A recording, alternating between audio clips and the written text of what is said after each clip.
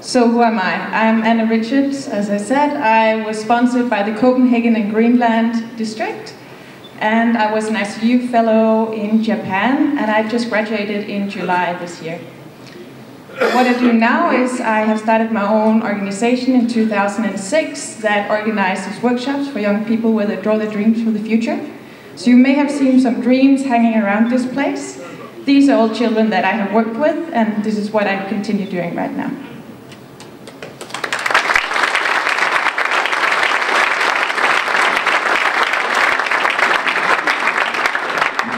You can see in demonstration the Peace Without Borders aspect of this vast international alumni group here. I'd like to ask first, what did you find the most unique, specifically about the Rotary Peace Center's experience? Okay.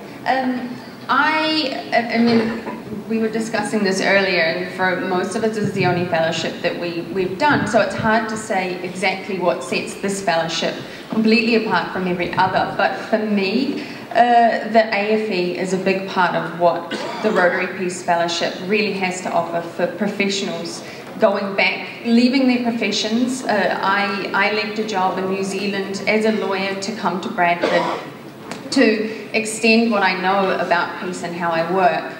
And so the opportunity to take a break from studying and going back into a practical position, I found for me was really helpful because I used my AFE, my AFE is the Applied Field Experience, for those who don't know. We normally will do the course-related part of our studies and then spend 3 or 4 months undertaking an internship or a professional experience, which is funded through Rotary, which many of us wouldn't have the opportunity to do otherwise.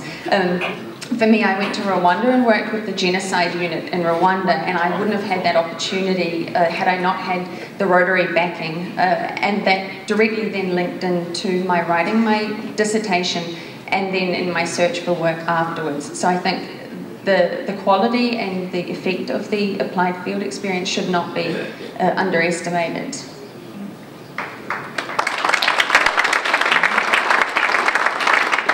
Well, I think for me personally, the most unique aspect of the fellowship was that I met my German husband in Japanese class. So thank you very much, Rotary. But on a serious note, I think that the fellowship, as far as the international aspect of it, is unbeat. Just your colleagues that you have from different countries, the fact that you yourself are in a different country learning from that culture and having that experience is just unbeat. So thank you very much. It's not only about working for the UN or being a diplomat or working at very top-level organizations. It's also, Rotary is also recognizing the contributions people make on a local level.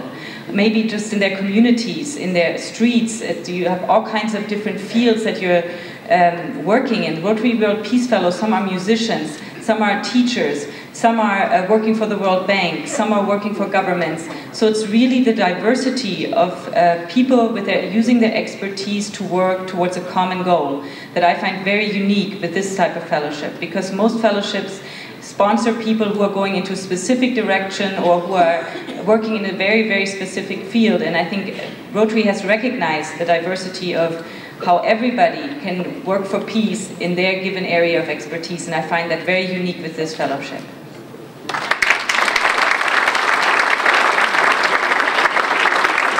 I think the most unique aspect for me was actually meeting my Rotary counselor, and I now call him my Japanese father, and when I had to give my goodbye speech, I was crying and crying and crying, and I couldn't really say a word. But for me, what is really, really unique about this is that there's a ton of Rotarians out there that have so much experience, that have so many people and so much knowledge to share with us as Rotary Peace Fellows. And my counselor was able to introduce me to a lot of really good people in Tokyo, and really taught me a lot about Japanese culture and trying to just bridge what it's like to be a young professional with his knowledge of being an old and experienced and well-connected Rotarian. Well, I can only just second everything that was said and just add, maybe from my point of view, is what I find remarkable is just the sheer ambition of it. For those of us from the United States, we know there's almost a running joke with the annual beauty pageants, that the beauty pageant contenders stand up and say, when they're asked what is the thing you would like most to see happen in the world, they all say, well, world peace. And it's almost become a joke as if that's something totally unattainable, like, oh yes, that's nice that you said that, we'll never get there. But what Rotary is saying, and that I think I can't articulate that better than what our two previous speakers said, is you're saying when we all work together on this, we can do it. So I think this ambition and the fact that you're putting your human and financial resources behind that is remarkable. So I commend you all for that. How can you explain how this fellowship experience has helped you become better peacemakers? I got to go last time, so I'll just take the microphone again. So I can say that the fellowship has definitely led me to the job I'm in right now. For those of you here from Germany, which I suppose the vast majority of you are, I work here for a German organization called the Gesellschaft für internationale Zusammenarbeit. So the GIZ is German Development Cooperation. It's the development arm of the German government. We work all over the world implementing projects from poverty eradication to economic opportunity building to resource management. And I particularly am working on climate change related issues and thinking about how climate change impacts poor countries in a skewed way that we might not feel here in Germany or in other developed countries. So during my applied field experience, I was able to work at the United Nations Framework Convention on Climate Change based here in Bonn. And I am certain that that is the reason why I was given the job that I have today. So thank you.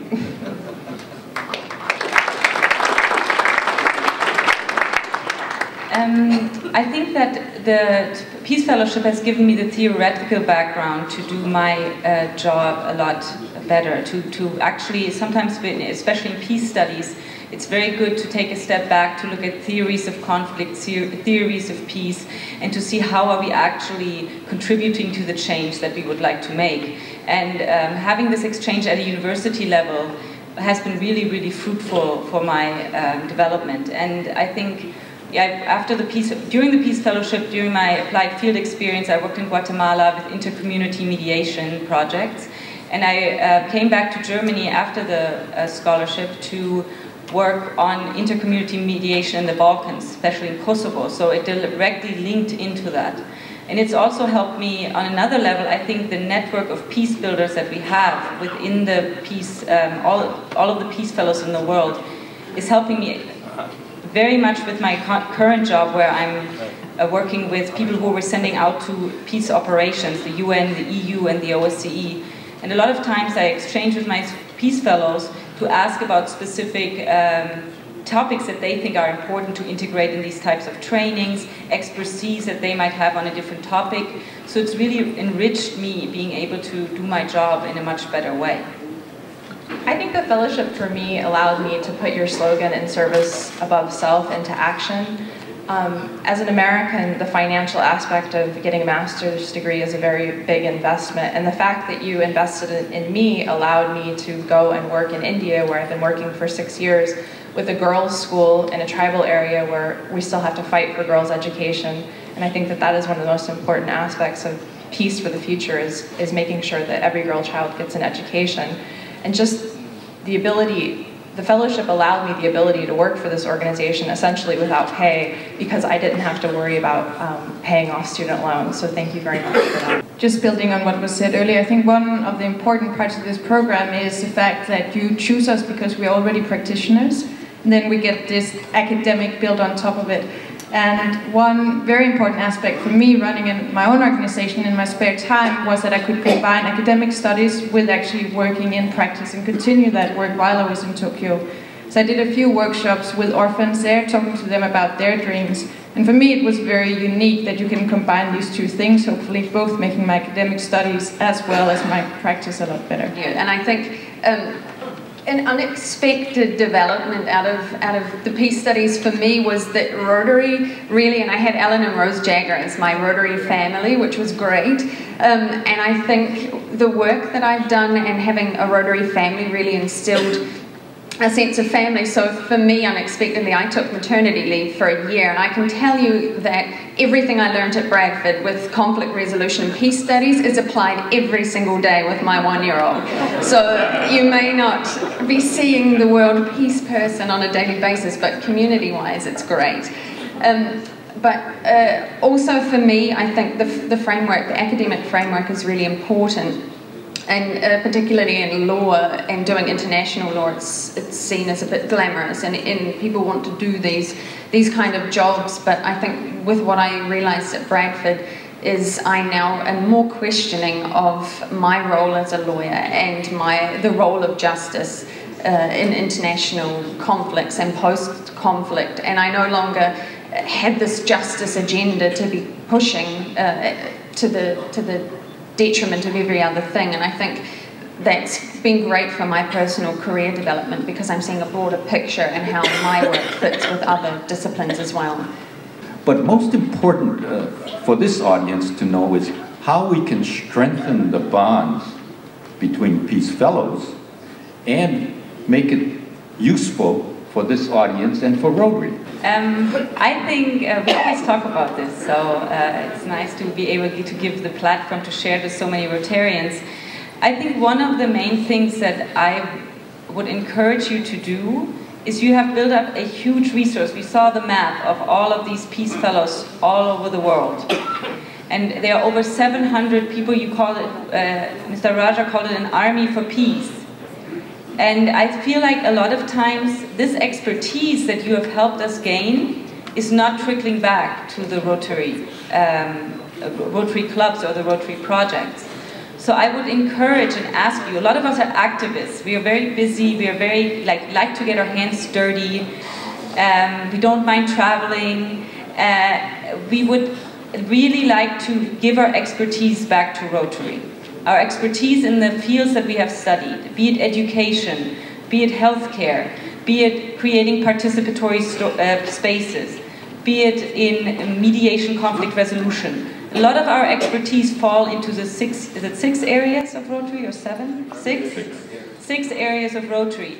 And you have created this resource, and I would just encourage you to contact us with projects that you have, to say, could you take a look at this? Does this make sense? If you would like to sponsor a project in Uganda, Swaziland, Bangladesh, see if there are Peace Fellows there that could maybe get you information, give you help, be a contact person. You have created this resource, and I would just really, really encourage you to also use this resource for your work, for your activities, for your projects, so that you can integrate all of this knowledge that you have invested so much in. Thank you for this great